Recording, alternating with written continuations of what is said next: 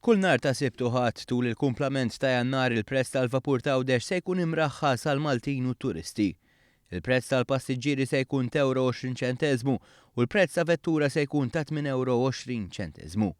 Dawn il-prezzijiet se jidħlu fis-seħħ mill-ewwel vjaġġ tas-Sibt fis-9:30 ta' filgħodu sal-vjaġġ tal-Ħadd tal-4:30 ta' wara n-nofsinhar. Din l-iskema ta' vjaġġar bi prezz vantaġġjuż għal matul Jannar tnediet mill-Ministru għal Għawdex Anton Refalo. U għall-iskop ta' din l-iskema hija li aktar Maltin u turisti jivvjaġġaw lejn il-Gżira Awċija fix-xhur tax-xitwa biex Għawdex tkun destinazzjoni turistika s-sena kollha. Naħseb illi b'dan il-mod aħna qegħdin nagħtu sinjal ċar illi Għawdex jimportana u importanti aħna jkollna it-turist u importanti wkoll it-turist ta' kwalità is-sena kollha fil-Gżira Awċija.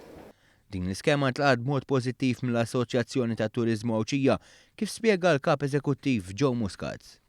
Hija inizjattiva illi aħna bħala Gozo Tourism Association nkunu qegħdin nissuġġerixxu lill-Ministeru u nieħdu gost li l-Ministeru kif ukoll il-Gozo Channel jieħdu on board dawn l-inizjattivi u jkomplu fuq dak li kien hemm matul dawn l-aħħar snin sabiex inkomplu ntejbu s-suq domestiku lejn Għawdex f'dawn ix-xhur tax-xitwa.